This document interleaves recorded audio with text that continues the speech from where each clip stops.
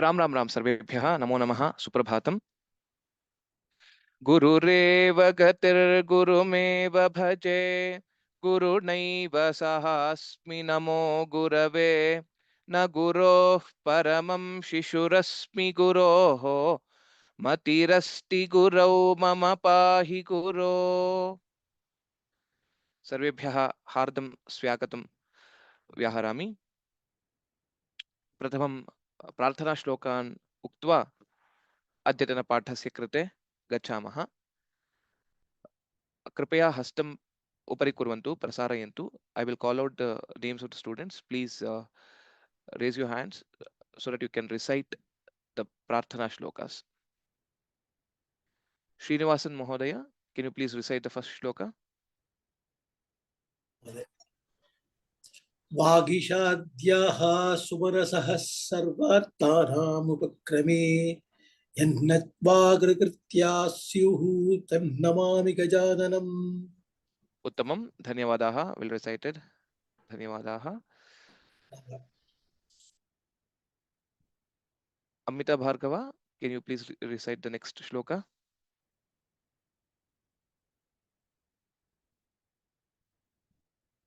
Ram Ram. Ram Ram. दौर्जन्युक्ता स्फटिकविनिमयीम् अक्षरमालान् दधानां हस्तेनैकेन पद्मं पद्मपि च शुभं पुस्तकं चापरेण आस्थापुन्नेन्दुदुषा शङ्खं स्फटिकमणिनिभा भासमाना समाना तामेवागदेवतेयन् यवसतु वदने सर्वदा सुप्रसन्ना। Dhanyavadaha. Next shloka, Gopalakrishnan Mahodaya, can you please recite the third shloka? नमो नमः।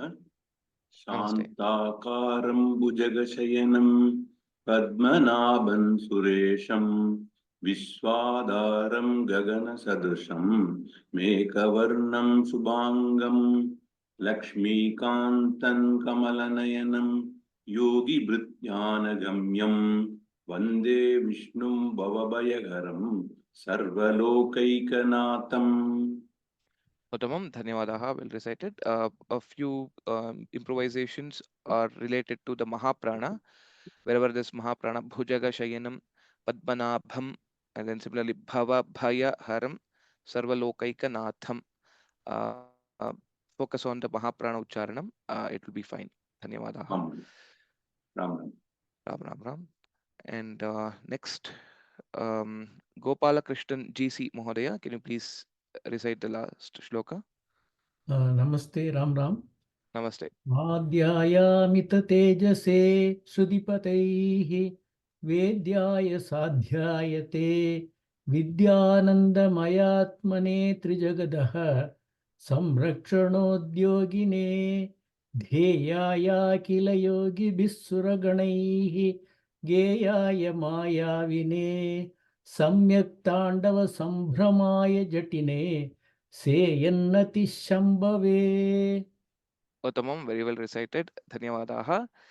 Just last Shambhave that was the only place where you missed the Mahaprana. Otherwise, well recited. Dhanyavadaha Mahodaya. धन्यवादः। So we will now quickly also recite a few dhaturupas which we have probably learnt in some of the previous classes, or we will try to learn this for Vanda Dhatu. Vanda Dhatu is an Atmanepadi Dhatu. We will recite these forms. Brinda Bhagini, can you please recite the forms of Latlakara of Vanda Dhatu? वन्द धातोः लट्लकारः आत्मनेपदरूपाणि वन्दते वन्देते वन्दन्ते वन्दसे वन्देथे वन्दध्वे वन्दे वन्दावहे वन्दामहे। Uttamam, dhanyavadaha. Prakash Mohini Bhagini, can you please recite the next forms of the same dhatu, Vand dhatu, in Lit Lakara. Namaste. Vandi Abhivadana Stutyoho, to worship. Vand Dhatoho Lrit Lakar Atmane Pad Rupani. Vandishyati Vandishyete, sorry, Vandishyate Vandishyete Vandishyante, Vandishyase Vandishyethe Vandishyadhve, Vandishye Vandishyavahe Vandishyamahe. Uttamam. Dhanyavadaha. Next, Vidya Bhagini, can you please recite the next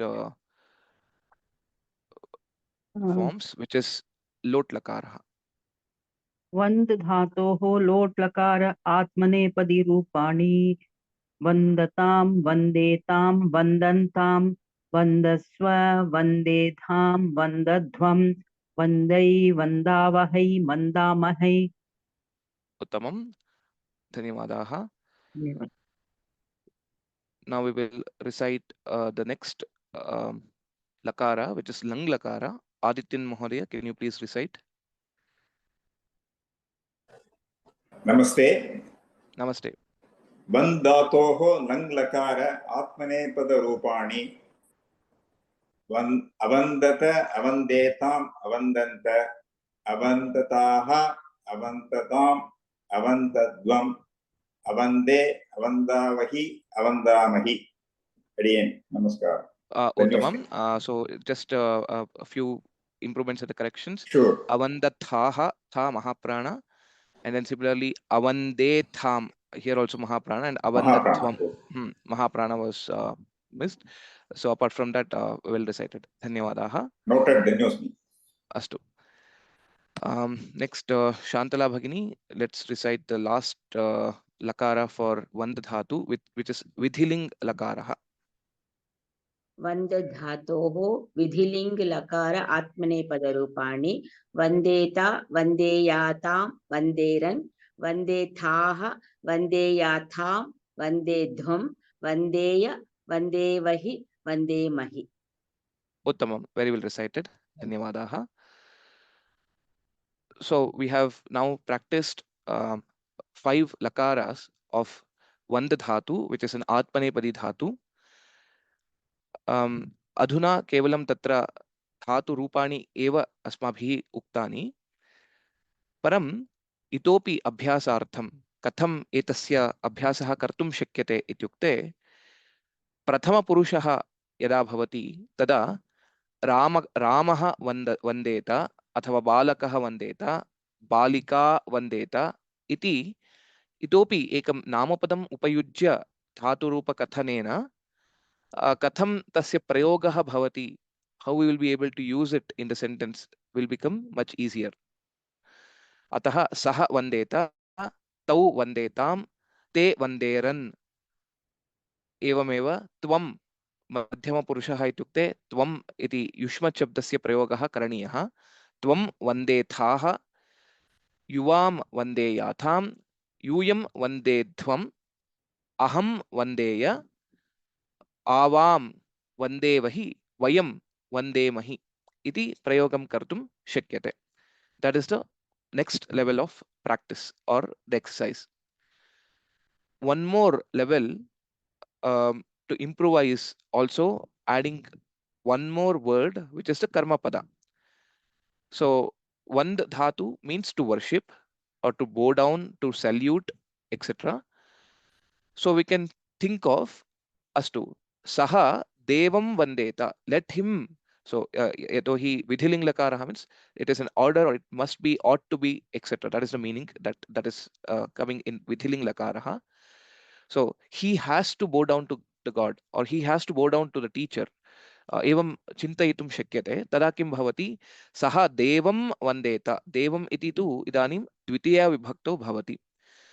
तौ देवं वन्देयातां, ते देवं वन्देरन्. एवं रूपेण अस्माभिः इतोपि एकं पदम् आयोज्य एतस्य धातुरूपाणाम् अभ्यासं कर्तुं शक्यते. And then one more level, if you want to add, which God, you can also say Ganesham Devam Vandeta, or Lokesham Devam Vandeta, Parameshwaram Devam Vandeta, etc. So you can keep on adding one word and then practice these dhatu rupas so that your construction of the sentences will be much more better and grammatically correct as well. Astu, dhanyawadaha. So now we will learn also one more dhatu, which is asha bhojane. Ash dhatuhu to means to eat. Bhojane khadane iti swikartum shakyate.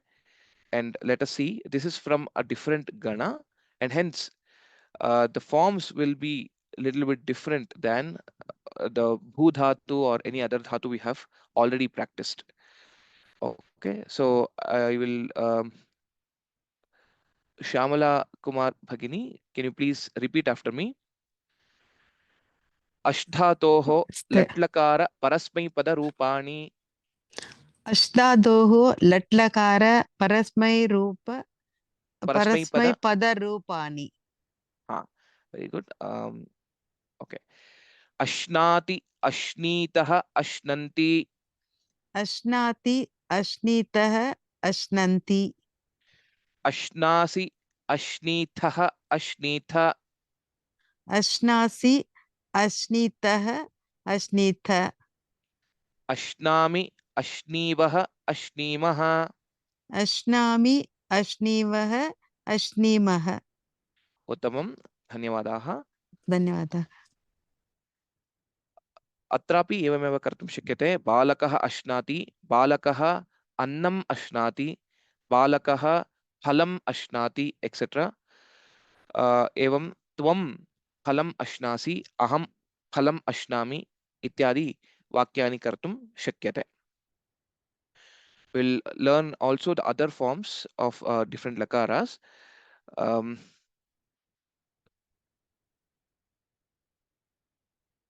So Divya Divija Bhagini, can you please repeat after me? Ashdhatoho lritlakara parasmaipada rupani. अष्धातोः लृट्लकार परस्मैपदरूपाणि Ashishyati, Ashishyataha, Ashishyanti. अशिष्यति अशिष्यतः अशिष्यन्ति Ashishyasi, Ashishyathaha, Ashishyatha. अशिष्यति अशिष्यसि अशिष्यथः अशिष्यथ Ashishyami, Ashishyavaha, Ashishyamaha. अशिष्यामि अशिष्यावः अशिष्यामः. Uttamam. Dhanyawadaha. धन्यवादः. Vijay Kumar Mohodaya, can you please repeat these forms? Namaste, Mohodaya. Ashdhatoho lotlakara parasmaipada rupani. नमस्ते महोदय. अष्धातोः लोट् लकार परस्मैपद रूपाणि. Ashnatu, Ashnitat, Ashnitam, Ashnantu. अश्नातु अश्नीतात् अश्नीताम् अश्नन्तु. Ashana, Ashnitat, Ashnitam, Ashnita. अशान अश्नीतात् अश्नीतम् अश्नीत. Ashnani, Ashnava, Ashnama. अश्नानि अश्नाव अश्नाम. Uttamam. Dhanyawadaha. Geeta Bhagini, can you please repeat these forms?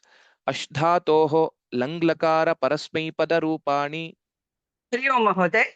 अष्धातोः लङ्लकार परस्मैपदरूपाणि Ashnat, Ashnitam, Ashnan.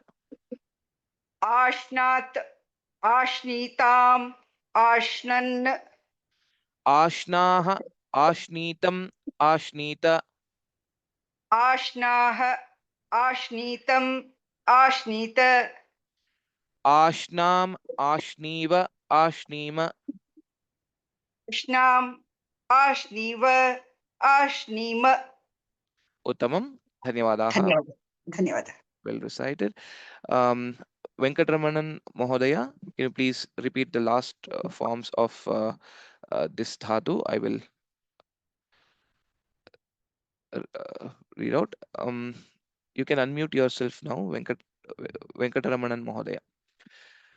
Astu. Ashdhatoho नमस्ते विधिलिङ्ग् लकार परस्मैपदरूपाणि अश् धातोः विधिलिङ्ग् लकार परस्मैपदरूपाणि अश्नीयात् अश्नीयाताम् अश्नीयुः अश्नीयात् अश्नीयाताम् अश्नीयुः अश्नीयाः अश्नीयातम् अश्नीयात अश्नीयाः अश्नीयातम् अश्नीयाथ अश्नीयाम् अश्नीयाव अश्नीयाम अश्नीयाम् अश्नीयाव अश्नीयाम उत्तमं धन्यवादाः. So we have learnt a new dhatu and 5 lakaras in today's session. So please practice these. And as I said, please use that method where you add on words to these kriya padas while you are practicing, and that will be very much helpful. And one more thing is how to practice these shabdas in general, shabdas or dhatus, dhatu rupas. First and foremost is read it out aloud. Read it out aloud at least 3 times or 4 times. Then try to write it looking at the forms. Try to write it looking at the forms. After that, read it from your own handwriting, maybe 1 time or so. By then, you would have automatically memorized most of it. Then try to recite it without seeing. Say, and then that's how you will be able to memorize these dhatu rupas. And then you practice it by using it in the sentences. So it will strengthen your memory as well, and the learning that you have already done. So that way it will be very helpful. So maybe do that.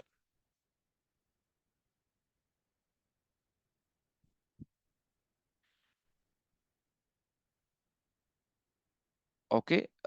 So there was one question in the chat box. Can you explain how nakara has come in some forms? So in all the forms there is nakara. If you see, ashniyat, shna is there already. Asha bhojane is the dhatu. Why the nakara is coming is because of the dhatu gana, where nakara will get added for during the compilation or the formulation of the dhatu rupas. So that's how nakara is coming everywhere. Yeah? Sure. Agre saramaha.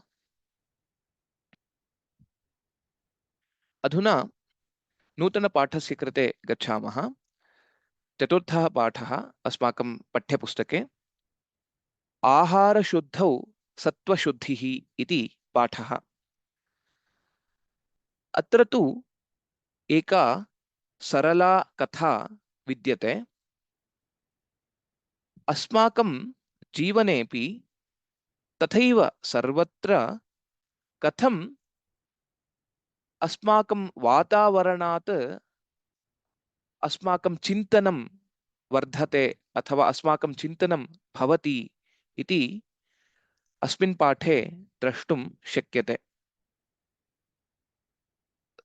प्रायः एषा कथा सुप्रसिद्धा अपि वर्तते. अत्र शुकशावकौ नाम the younger ones of two parrots are the katha vastu. यत्र एकः एकस्मिन् साधु स्थले वासं कृत्वा उत्तम विचारान् प्राप्नोति. अन्यः अन्यत्र कुत्रचित् निवासं कृत्वा प्रायः तादृश उत्तमविचारान् न प्राप्नोति. एवम् अत्र कथा स्वरूपः वर्तते. इदानीं साक्षात् पाठस्य कृते प्रवेशं कुर्मः. तदनन्तरं पुनः कथायाः सारांशं पुनः अहं वदामि. इदानीं साक्षात् पाठस्य कृते गच्छामः.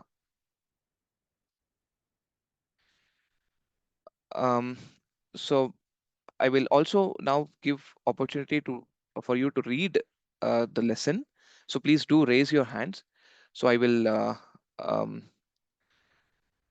call out your name, Shrikriti Bhagini or Narayana Mahodaya. You can please try to read this first paragraph.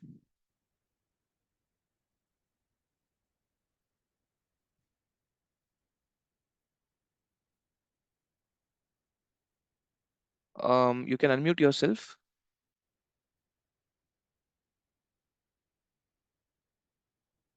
Okay, Astu. Srinivasan Mahodaya, can you please read out?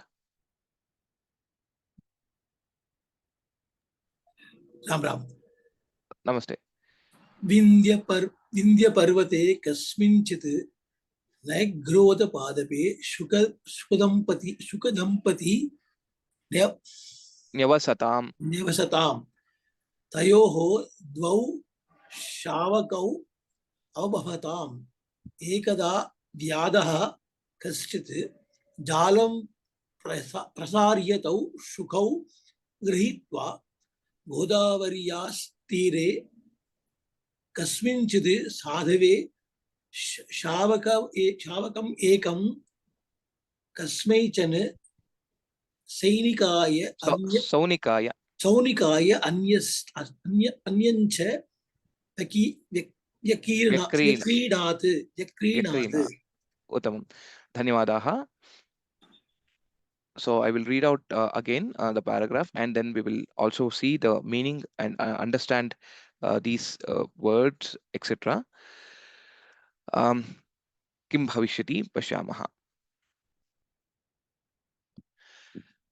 Ahara shuddhau sattva shuddhihi Vindhya parvate kasminshchit nyagrodha padape shukadampati nyavasatam tayoho dvau शावकावभवताम् एकदा व्याधः कश्चित् जालं प्रसार्य तौ शुकौ गृहीत्वा गोदावर्यास्तीरे कस्मैचित् साधवे शावकमेकं कस्मैचन सौनिकाय अन्यञ्च व्यक्रीणात् विन्ध्यपर्वते विन्ध्य इति पर्वतस्य नाम तस्मिन् पर्वते अत्र सप्तमी विभक्तिः एकवचनं कस्मिंश्चित् नाम कुत्र इति अथवा कस्मिन् वृक्षे इति साक्षात् वक्तुं न शक्यते.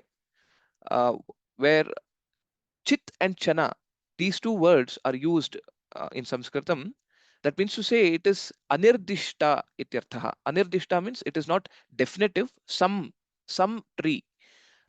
That is the meaning that it obtains whenever we use chit and chana.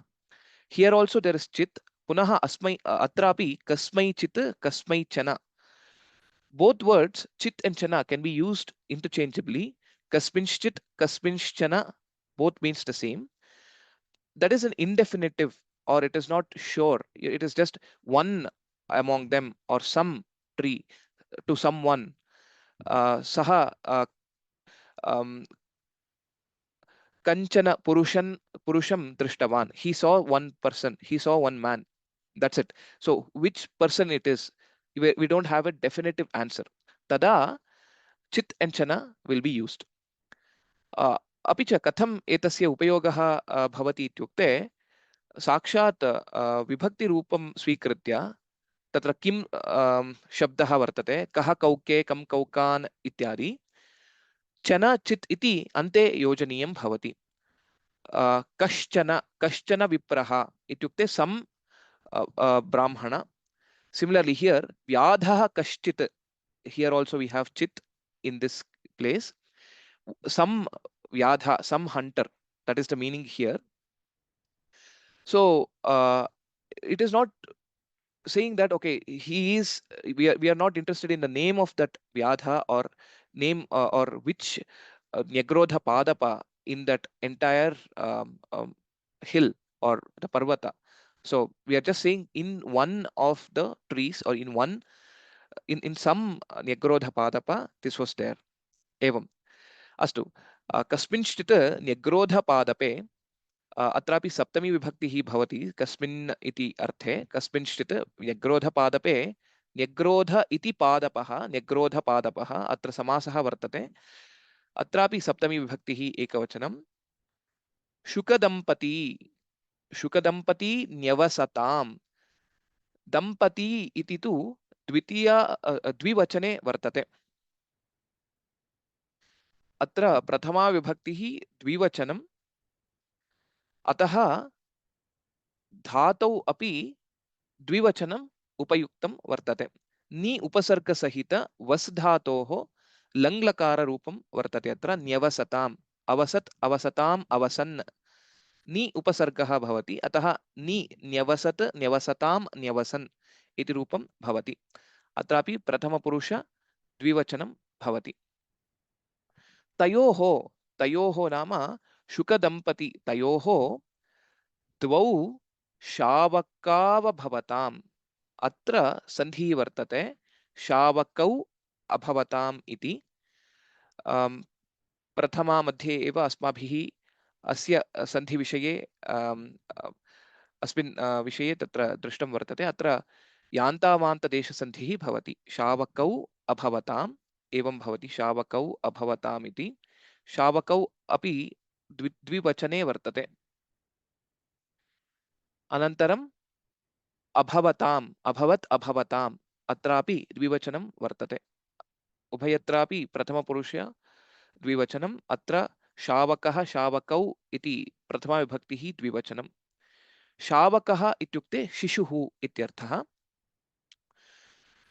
एकदा, एकस्मिन् समये, एकदा इति तु अव्ययं भवति। एकदा व्याधः कश्चित्, कश्चित् कश्चन व्याधः, व्याधः इत्यनेन मृगवधा जीवः, यः प्राणिना तत्र मृगं हत्वा जीवनं करोति, सः व्याधः जालं प्रसार्य, एकं जालं नेट् प्रसार्य तौ शुकौ गृहीत्वा, तौ इत्यनेन अत्र तौ शावकौ इत्यर्थः। तौ शुकौ गृहीत्वा, having captured these two young ones of the parrots, two young parrots, शुकौ गृहीत्वा, गृहीत्वा इति अत्र कृदन्तः वर्तते, त्वान्ताव्ययम्। सः किं करोति, सः व्याधः, सः गोदावर्यास्तीरे, गोदावर्याः तीरे, अत्र विसर्गसन्धिः वर्तते, एवं जानीमः, गोदावर्याः तीरे इति भवति। गोदावर्याः इत्यनेन षष्टिविभक्तिः एकवचनं भवति। अत्र पुनः गोदावरी इति ईकारान्तः शब्दः। कस्मैचित्, पुनः अत्र चतुर्थीविभक्तिः, कस्मैचित् साधवे, साधु इति शब्दः उकारान्तः शब्दः, गुरवे यथा भवति तथा साधवे, चतुर्थीविभक्तिः एकवचनं। शावकम् एकम्, एकं शावकं साधवे ददाति, मुनये दधाति। अनन्तरम् इतोपि एकं वर्तते, तत् सः कस्मै ददाति, सः द्वितीयं शावकं सौनकाय ददाति, सौनिकाय ददाति। सौनिकः इत्युक्ते butcher, one who basically sells meat, he is सौनिकः। एवं सौनिकाय अन्यं च, अन्यं, अन्यत्, अन्यं च, अन्यं च एवं भवति सन्धिः। अन्यं च व्यक्रीणात्, वि उपसर्गसहित लङ्लकारः एव, क्रीणाति इति धातुः, क्री इति धातुः, तस्य लङ्लकाररूपम् अक्रीणात् इति भवति। वि इति उपसर्गः भवति व्यक्रीणात्। He sold, a vyadha sold these two parrots, one to a sadhu, one to a maybe a monk, one to a butcher इति अत्र अर्थः भवति। शावकः इत्युक्ते शिशुः, व्याधः मृगवधा जीवः, न्यग्रोधः इत्युक्ते वटवृक्षः, पादपः इत्युक्ते तरुः वृक्षः इति भवति।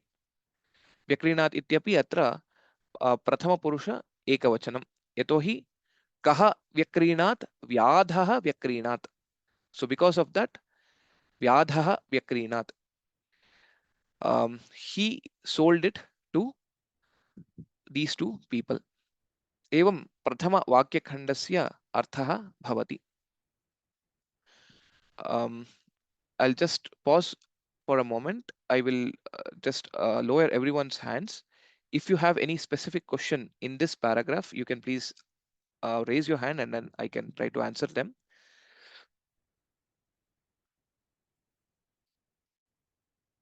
Rajaraman Mahodaya, you can ask the question. Namo Namaha. Nyakrodha, you have said Vatavriksha. Then Padapah again is Vriksha. So why is it necessary to put Padape or is just additional? No. So Nyagrodha is the Vishesha. Here the synonym is given as Vatavriksha. So Vata, Nyagrodha means Vata, you can think. Nyagrodha Padapa, Vata Padapa, Vata Vriksha. In that way you can do it. So Nyagrodha is means Vata. Vata only, not. Yes. So for understanding, Vata Vriksha is the synonym that is given. Sure. Dhanyawadaha. Okay, maybe one more question at this point. Tejas Mahodaya, you can ask your question. Namaste. Here, Shuka Dampati, isn't it one single entity? So why is it in Vivachan? Yes. So though it is a single entity, this is a very beautiful, good question, I would say. Usually, even though it is a Dampati, it is a pair. Whenever we say it is a pair, the Dvivachana will be affected. So that is why here Dampati, the Dvivachana is coming here because of that. So Dampati Shabda exists in all the Vachanas basically. So Dampatihi, Dampati, Dampatayaha, etc. So it exists in all the Vachanas, and Dampati, from this we are saying these two. That's how it is being used. Okay, yeah, of course, that is a single entity is one concept that is also true, but here mainly to also to make use of Dvivachana Prayoga, this has been also used. So even if it is used, if instead of Nevasatam, if it had been Nevasat, then also it would have been grammatically correct, right? Shuka Dampatihi Nevasat could have been possible. Yes, that is possible. But in general, whenever we use Dampati, it is usually used in Dvivachana only. So yeah, that is the usage in general. So there's also just off the context, I will just say one more thing related to it. There is another beautiful kavya called Nilakantha Vijaya Champuhu. It's a Champu kavya written by Nilakantha Dikshitar.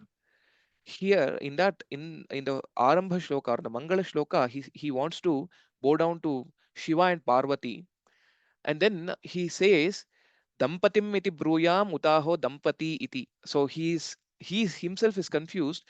The usage of Dampati is two. I want to say it as two, but I know Shiva and Shakti are not inseparable. When they are inseparable, so are not separate. So should I call it as Dampatihi as Ekavachana, or should I call it as Dampati Dvivachana? So that is a peculiar usage. When you asked about it, it just reminded me of that particular kavya. That's just for an information, but yeah. So usually it is used in Dvivachana in general. Astu. Dhanyawadaha. We'll move ahead. If you have any specific questions on this slide or basically this paragraph, please make a note of it. Towards the end of the class, we will again have, we can discuss further on that. In summary, this paragraph states, in the Vindhya Parvata, on one of on some Nyagrodha Padapa or Vatavriksha, a pair of parrots lived, and they had two younger ones. And once upon a time, Ekada, one hunter, some hunter basically, threw a net and captured these two younger ones of the parrots. And he went to Godavari Tira, the banks of river Godavari, and sold it to a monk or a sadhu, and one to a butcher. So this is the gist of this paragraph. Okay, now let us go ahead. I will read the paragraph for now so that it will be also practice for you to listen, and later we will do also a reading exercise. तावुभावपि क्रेतारौ स्वं स्वं गृहं नीत्वा तावालापयन्तौ आहारं खादयन्तौ प्रेम्णा व्यवर्धयताम्।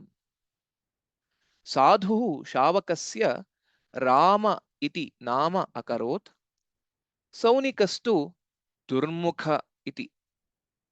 साधुगृहे परिपुष्टो रामः शुकः साधोः मधुरैर्ललितैश्च सान्त्ववचनैः दिने दिने सुसंस्कृतोऽभूत्। अत एव स आगतान् जनान् सूक्तिभिः प्रीणयति स्म. Let us do the Sandhi Cheda and also understand the words. It is pretty simple, easier to understand. Sarvatra atrapi yantavanta desha sandhihi vartate.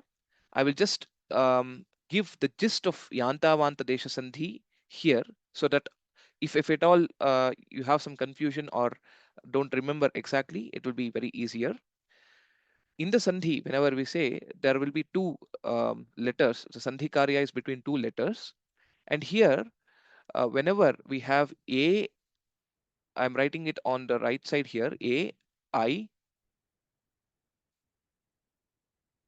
o,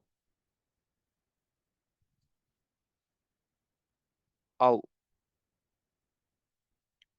Whenever the antyakshara of the purva pada or the purva varnaha is a, I, o, au, followed by any other swara, okay, followed by any other swara,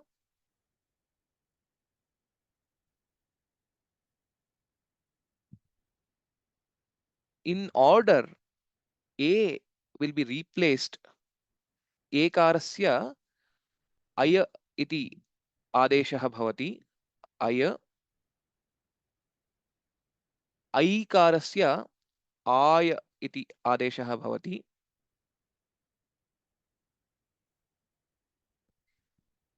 ओकारस्य अव इति आदेशः भवति, अनन्तरम् औकारस्य आव इति आदेशः भवति.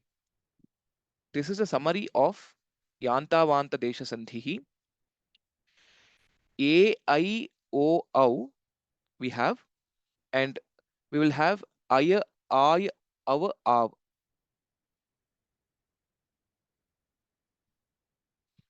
In this way, the sandhi will be affected. Here, if you see tavubhavapi, in both the places there is yantavanta desha sandhi which is there.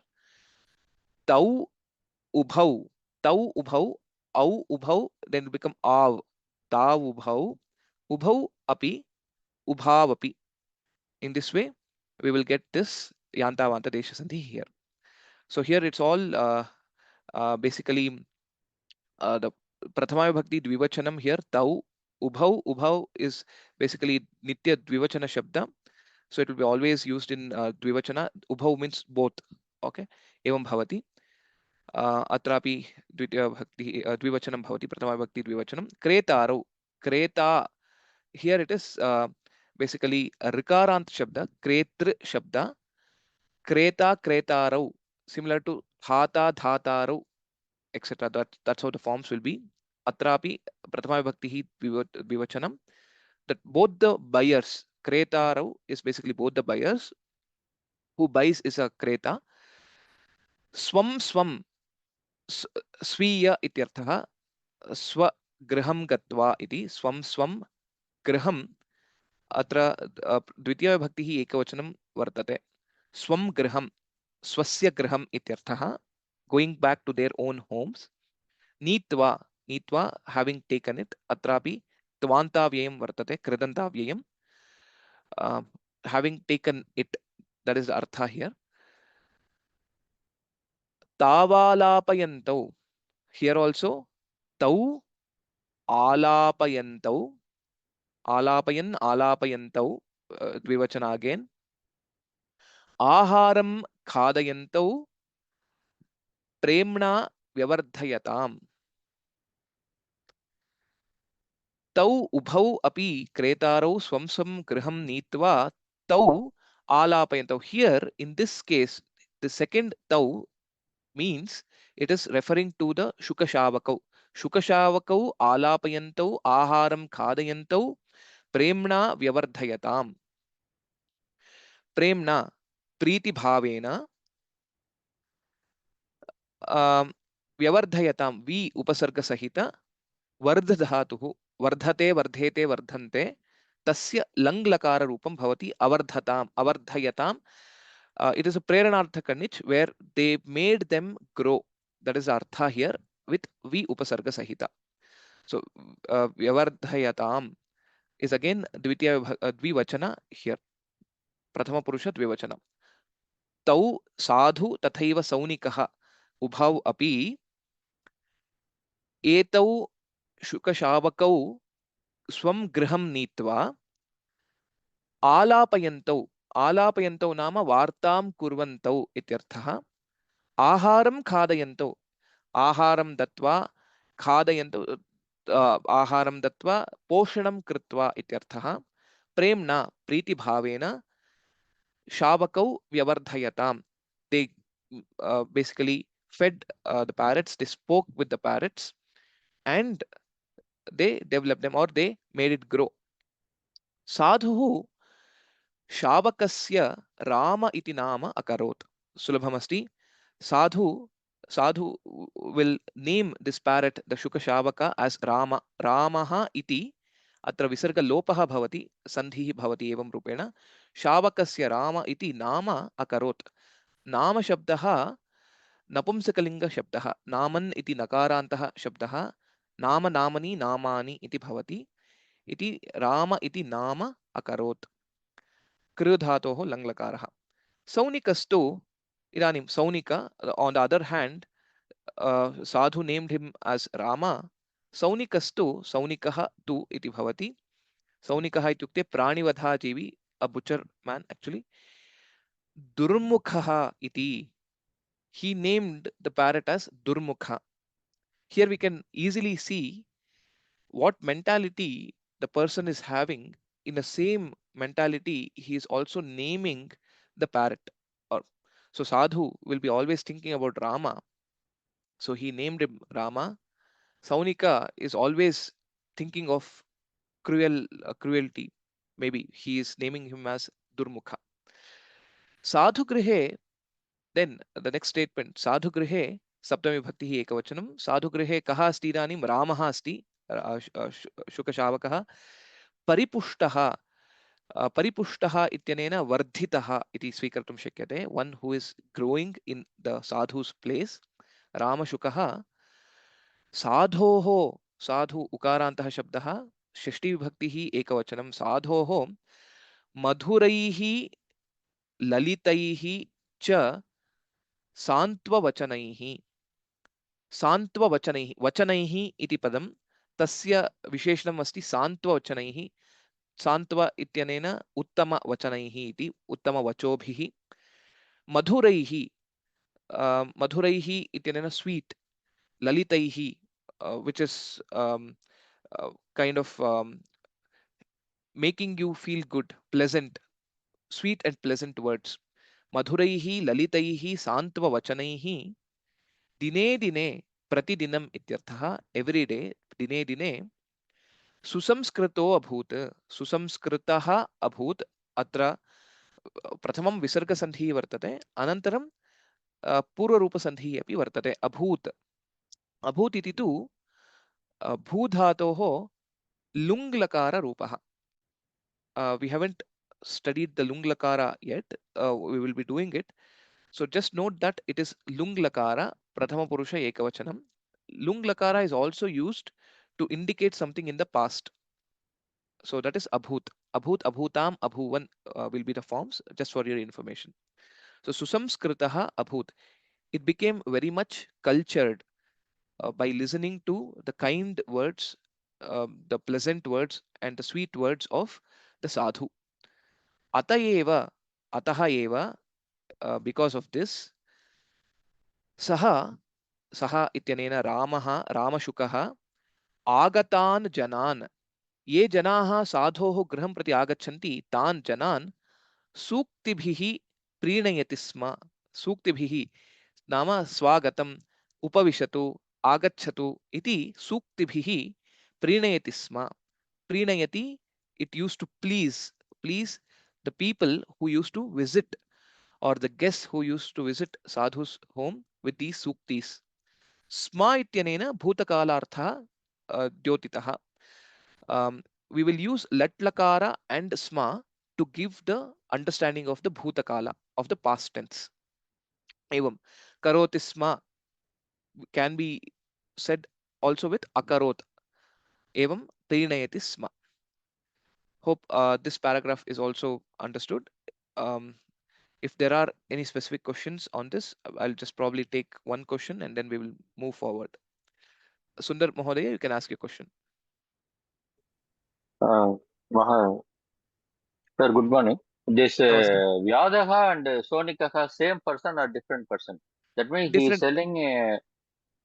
selling only one sukha, or he sold both the sukha? So we saw it in the previous paragraph. He sold both of them, both the shukas basically, one to a sadhu and one to a saunika. Ekam shavakam ekam sadhave saunikaya anyam cha. The another one to a saunika. So saunika is butcher, sadhu is saunika is different, and vyadha is different. So Vyada means Hunter. Hunter. Hunter. And Yeah. Saunika means Kasapakadakara. Satyam. Okay. Then Astu. Dhanyavadaha. Okay. So Vidya Bhagini, if you have a question. No, sir. Astu. Dhanyavadaha. Hope this paragraph is also easy to understand, so we will proceed further. Agre kim bhavati pashyamah. Durmukhastu shukah saunikasya grihe tasya parusha vachanani shravam paricharakanam himsram karma darsham dine ativa dushto bhavat. Swadaushtyam tada parushavachanaihi prakatayati sma. Chatuchit tau shukashavakau panjara bandhanat vimokam ichchantau kathanchit panjarat udadayetam. Yojane dure vidyamane ambratarau needam virachayya sukhena ramah shukah nyavasat. Idanim pashyamah kim bhavati iti. Durmukha tu shukah पूर्वम् इदानीं पूर्वस्मिन् वाक्यखण्डे रामः कथम् अवर्धत इति अस्माभिः पृष्टः. इदानीं दुर्मुखः कथं, तस्य वातावरणं कथम् अस्ति इति पश्यामः. दुर्मुखः तु शुकः सौनिकस्य गृहे सः कथं किं पश्यति पश्यामः.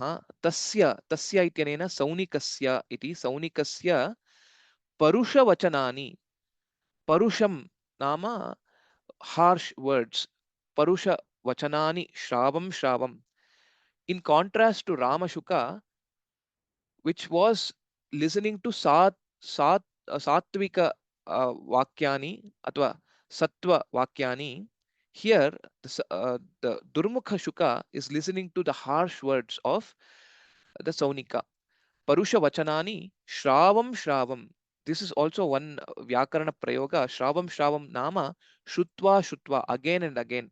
Punaha shutva ityarthaha. Shravam shutva Paricharakanam sevakanam atrapi shishti vibhaktihi bahuvachanam vartate. Paricharakanam himsram karma, himsatmakam karma ityarthaha. Himsram karma darsham. Atra dvitiya vibhaktihi ekavachanam. Himsram is an adjective to karma. Karma is action basically.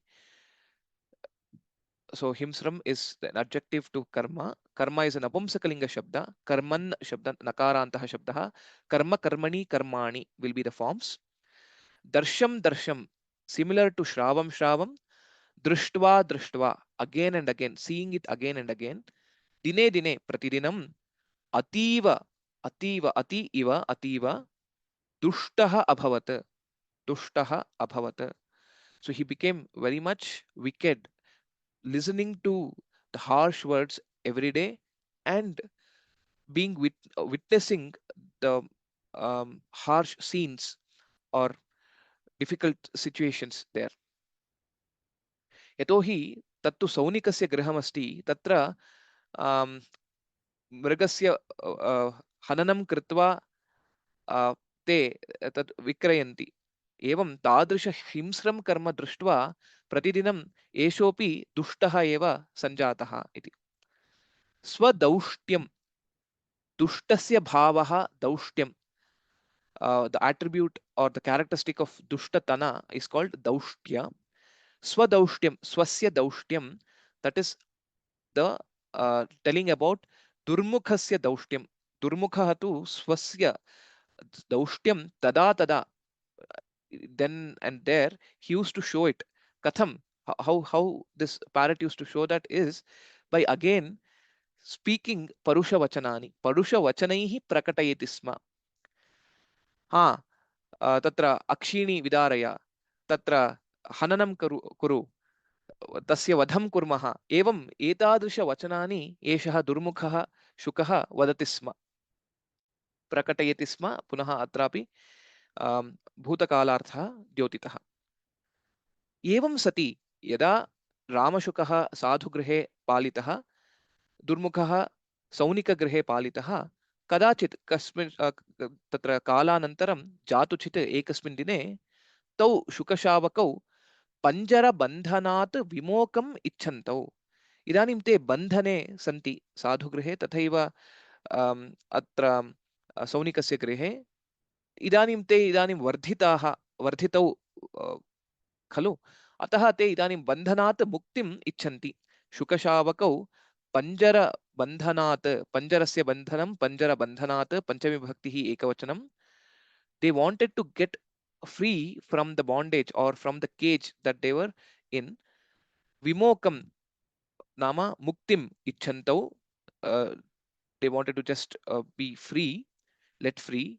Kathanchit ityanena, however, they tried kathanchit यदा प्रायः तत्र आहारं दातुं पञ्जरस्य उद्घाटनं कुर्वन्ति तस्मिन् समये वा कथञ्चित् ते ततः बहिः आगतवन्तौ इत्यर्थः.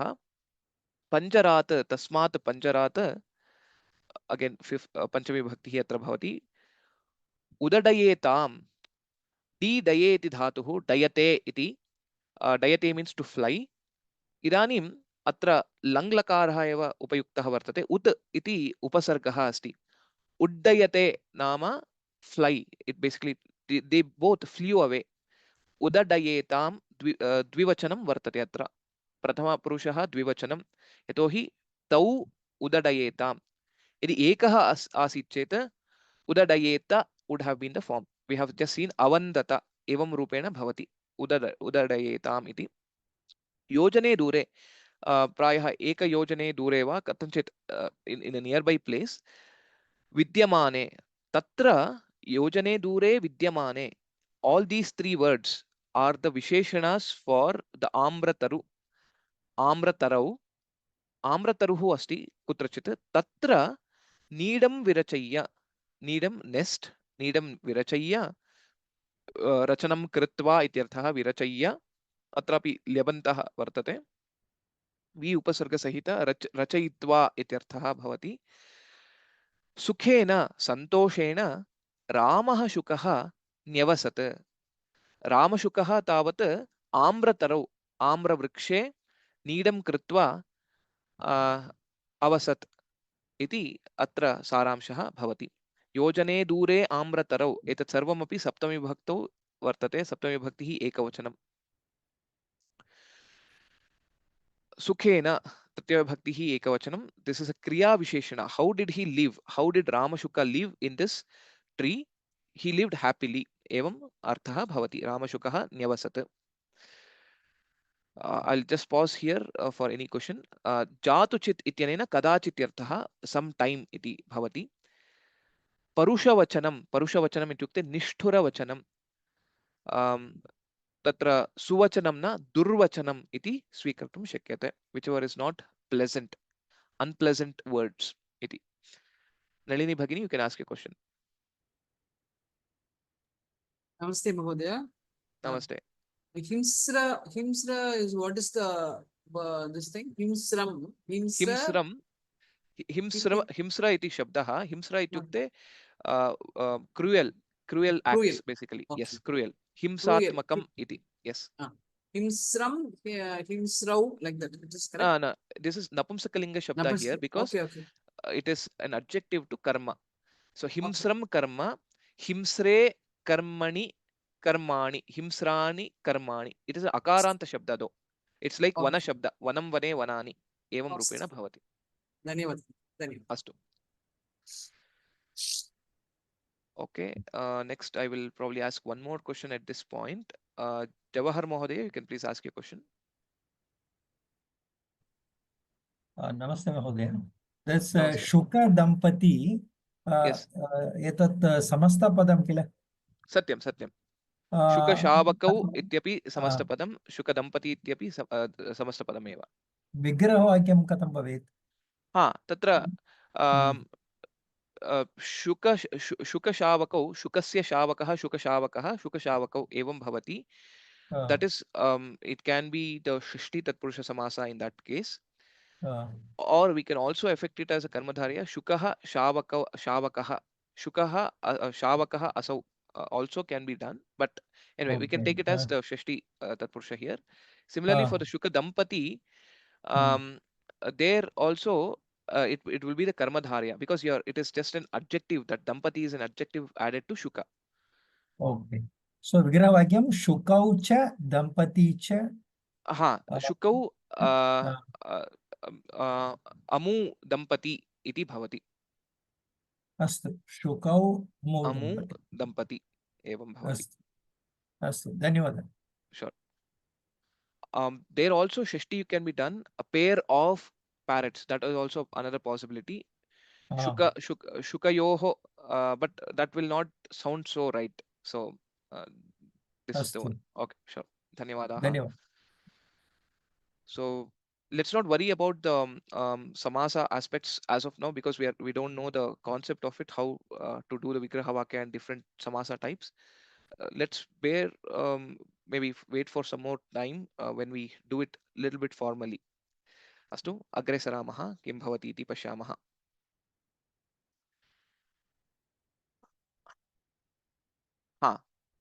इदानीं रामः शुकः आम्रतरौ नीडं विरचय्य सुखेन न्यवसत्. अपरस्मिन् न्यग्रोधपादपे दुर्मुखो न्यवसत्. अपरस्मिन् अन्यस्मिन् इत्यर्थः. अन्यस्मिन् न्यग्रोधपादपे अन्यः न्यग्रोधपादपः वर्तते. तत्र दुर्मुखशुकः वासम् अकरोत्, वासं कृतवान् इति वक्तुं शक्यते. एकदा कश्चित् द्विजः गङ्गायां सिष्णासुः तेनैव मार्गेण गच्छन् आतपेन क्लान्तः दुर्मुखशुकेन अध्युषितस्य न्यग्रोधपादपस्य छायायां विश्रमितुकामः आगच्छत्. तं दृष्ट्वा स शुकः अन्यान् पक्षिणः आहूय अये इह पश्यत मानुषसङ्काशः कश्चिद् आयाति. अग्रेपि अस्ति तत् पश्यामः. अग्रे किम् इति एतावत् पर्यन्तं पश्यामः. अपरस्मिन् न्यग्रोधपादपे सप्तमी विभक्तिः एकवचनं सुलभमस्ति. दुर्मुखः न्यवसत्. एकदा एकस्मिन् समये कश्चित् द्विजः यः कोऽपि we don't know who it is अनिर्दिष्टः इति वक्तुं शक्यते. द्विजः गङ्गायां सिष्णासुः. गङ्गायां गङ्गानद्यां गङ्गायां सप्तमी विभक्तिः एकवचनं. सिष्णासुः एतत्तु स्नानं कर्तुम् इच्छुः. यः स्नानं कर्तुम् इच्छति, यथा ज्ञातुमिच्छा जिज्ञासा, यः ज्ञातुम् इच्छति सः जिज्ञासुः. अत्र व्याकरणविशेषोऽपि वर्तते. This is a special pratyaya that is added, which signifies that the intention to do something. Similar to pipasa, patumicha, that whenever you are feeling thirst, you have a desire to drink. So that is pipasa. And a person who is uh, desiring to drink will become pipasuhu. Evameva, we also have bubhuksha, a person who is desiring to eat. He is called bubhukshu. This is the word. And similarly, mangtumicha, that is, if you are desiring to obtain liberty or moksha, you will be called as mumukshu. So these are the words. So sishnasuhu is basically snanam kartum ichuhu, one who is desiring to take bath in the Ganges, holy Ganges. So atra prathama vibhaktihi ekavachanameva yatohi kaschana dvijaha, kaschit dvijaha sishnasuhu. It's ukarantaha pullingaha. Tenaiva margena gachan. Yatra रामशुकः एवं दुर्मुखशुकः तत्र वृक्षेषु भवन्ति तस्मिन्नेव मार्गे इति तेनैव मार्गेण गच्छन् it is gachat shabda, takarantaha shabdah. Gachan is a shatru pratyaya. Shatru is a present continuous. It is a kridanta again, where it is said it is present continuous. It is he is going. Tenaiva margena gachan. Atapena, suryatapena, suryasya ushnena klantah. Kinchitiva tatra shrantaha, one who is a little bit tired because of the heat or because of the sun, because of the heat or summer. Atapena klantaha. Durmukha shukena adhyushitasya. Yatra durmukha shukaha nivasati tasmin ityartha. Tasya adhi ushitasya, adhyushitasya yatra durmukha shukaha vasati tatra न्यग्रोध पादपस्य, तस्य न्यग्रोध पादपस्य छायायाम, in the under the shadow or under the shade of this tree Nigrodha Padapa, this particular Dvija wanted to take some rest. Vishramitu kamaha, Vishrantim swikartum icchan ityartha. Vishramitu kamaha agachat, tatra agachat saha. Chayayam saptami bhaktihi ekavachanam. अत्र अध्युषितस्य वृक्षस्य अथवा पादपस्य अत्र षष्ठी विभक्तिः एकवचनं भवति. आगच्छत. तं दृष्ट्वा, तं विप्रं, तं द्विजं दृष्ट्वा सशुकः, कः अत्र अस्ति? दुर्मुखः अस्ति. दुर्मुखः शुकः अन्यान् पक्षिणः आहूय, पक्षिन् एततु पक्षी पक्षिणौ पक्षिणः इति रूपाणि भवति. पक्षिणः आहूय, he will call upon all the other birds. आहूय, आह्वानं दत्वा एवं वदति, अये हे मित्राणि पश्यन्तु, इह पश्यत, look at here, who has come. मानुष संकाशः कश्चित् आयाति. मानुष संकाशः, one who is like resembling a man. So एवं सः वदति, someone is coming, a man like a creature is coming here. Kashchit ayati. So again, anirdishtah kashchit, kopi atra agachan asti. Iti atra durmukha shukah vadati. What all he will say, we will see, and then we'll come back. Tasya chakshushi vidarayata galam bhitva ashnama satvaram grinhita iti uchchaihi akroshat. Tam विक्रोशरवं श्रुत्वा त्रस्तः द्विजः पलायत. ततः सः तत्रैव रामशुकेन अध्युषितस्य आम्रतरोः समीपम् आगतः. तस्य छायायाम् उपविष्टः रामः शुकः इतरान् विहङ्गमान् प्रावदत्. अये कोऽपि अतिथिः आतपेन अतीव श्रान्तः इह आगच्छति विश्रान्तिम् अनुभवितुम्. पश्यामः. इदानीं दुर्मुखः किं वदति? तस्य चक्षुषी विदारयत. लेट अस् पुल् औट् हिस् ऐस्. एवं परुषवचनं वदति दुर्मुखः शुकः. यतोहि प्रतिदिनं यदा सौनिकस्य गृहे सः आसीत् तदा एतादृशवचनानि एव सः श्रुतवान्। तस्य चक्षुषी विदारयत गलं भित्त्वा अश्नाम, तस्य गलं भित्त्वा वयं रक्तम् अश्नाम अथवा तं मांसम् अश्नाम इति दुर्मुखः वदति। एवं चक्षुः इति शब्दः चक्षुः, चक्षुषी, चक्षुंषि इति भवति नपुंसकलिङ्गशब्दः अयम्। अत्र चक्षुषी इत्यनेन द्विवचनं भवति, two eyes, let us take off his two eyes, एवम् अर्थः भवति। सत्वरं गृह्णीत, सत्वरं झटिति, एतस्मिन् क्षणे एव तं गृह्णन्तु, लेट अस् ऑल होल्ड हिम इमीडिएटली इति सत्वरं गृह्णीत इस् अगेन मध्यमपुरुष बहुवचनं भवति, यतोहि he is telling to all the parrot or all the other birds basically. एवं तस्य चक्षुषी विदारयत गलं भित्त्वा, गलं नाम कंठं भित्त्वा, भित्त्वा अश्नाम, अश्नाम we have just seen the forms ashabhakshane, ashabhojane dhatu, we have just seen the forms in today's class. इति उच्चैः आक्रोशत, उच्चैः उच्च स्वरेण एवं सः उक्तवान्, आक्रोशं कृतवान् इति उच्चैः आक्रोशत। अत्र विसर्गसन्धिः वर्तते, इति उच्चैः, इति इत्यत्र यण्सन्धिः, उच्चैः आक्रोशत, लङ्लकारः पुनः अत्रापि। एवं तं विक्रोशरवं, विक्रोशरवम् इत्यनेन परुषवचनं, रवः इत्युक्ते शब्दः, एनी साउंड इज कॉल्ड रव, विक्रोशरव, hearing to this maybe cruel words or cruel sound, Shrutva, having heard, Trastaha, Bhitaha, one who is afraid of listening to these words, Dvijaha Palayata, Saha Dvijaha Tasmat Pradeshat, he just ran away, Palayata, Duram Gatavan iti, Artha atra bhavati Palayata. Evam atra bhavati.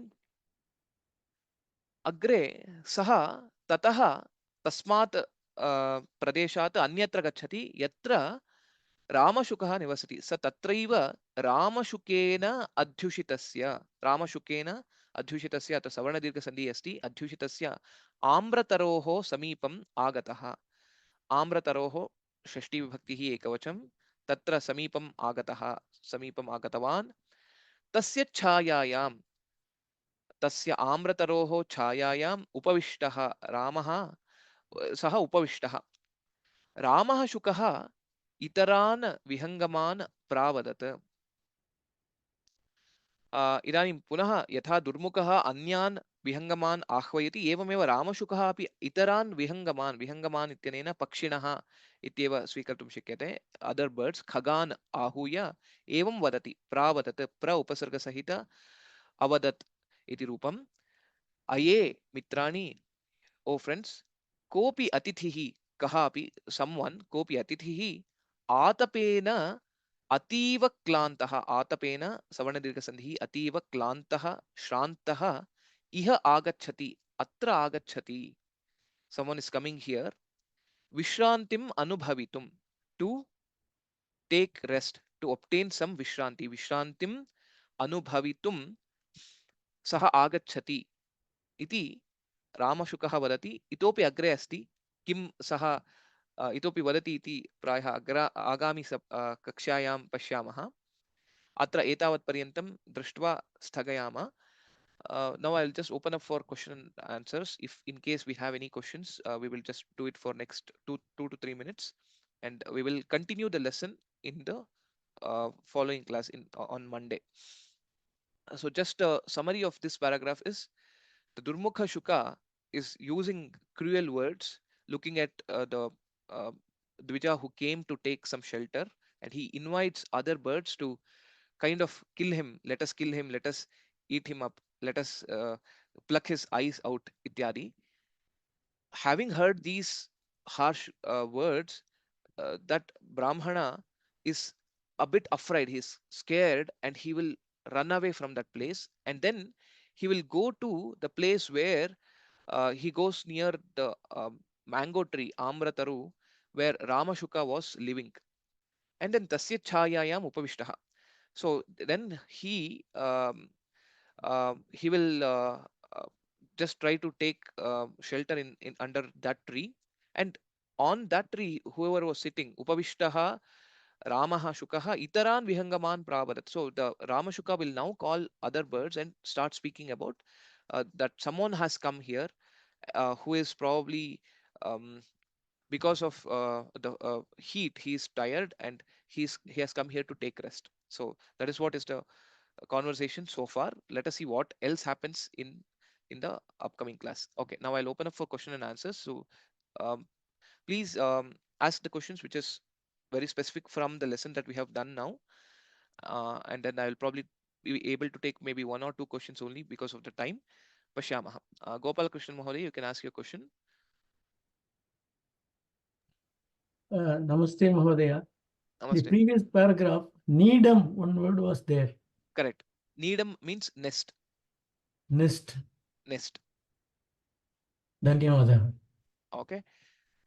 So Vishwam Bhavatyeka Neelam. There is also a saying in that comes in the Vedas. Neelam, Neelam, and Needam.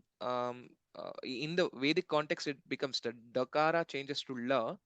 Vishwam Bhavatyeka Neelam means the entire world is one nest or one home or one shelter. You can think in that way. So Needam is basically nest. Dhanyavadaha. Hope that answered your question. Dhanyavadaha. Okay, next we'll see who has. Maybe I'm just calling randomly because whoever hadn't asked any questions earlier, I'm just trying to give them the opportunity. Lata Bhagini, can you please ask your question?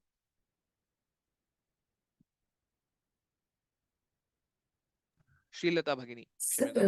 Yeah. Good morning, sir.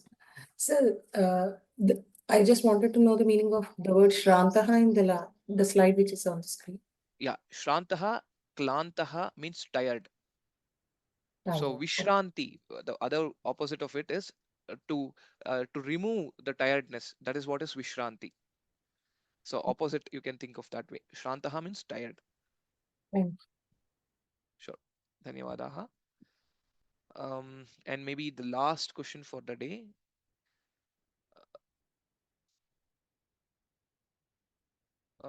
Just seeing whom I can call out. Okay, Vidya Bhagini. Sir, in the first paragraph, there is one word, Anyancha. Is that an Avyaya Padam? No. Anyam cha. So it is a Sandhita Rasa. Yeah, Anyam cha. Anyam Shuka Shavakam iti arthaha. Okay. And this Durmukhastu Shukaha, they are giving in the Correct. why is it being used like that? Durmukhastu, why is that being used? Durmukhaha tu. So it is just a filler. The tu whatever is there here, this is just a filler.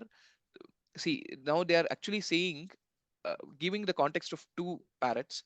So here they spoke about Rama, whereas so just the two is just giving like, whereas Durmukha was growing in Saunika's place. So that's how you can actually use it as a filler. So there's no other peculiar meaning to it.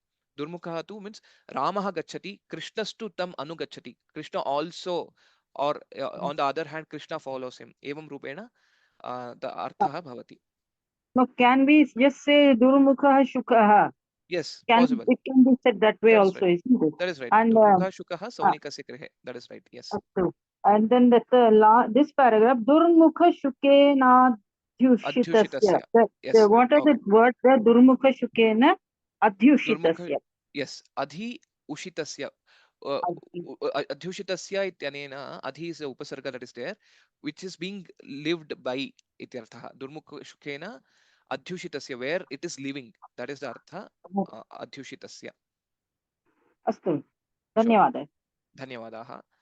So with that, we will conclude today's session. Punaha Somavasare Milamaha.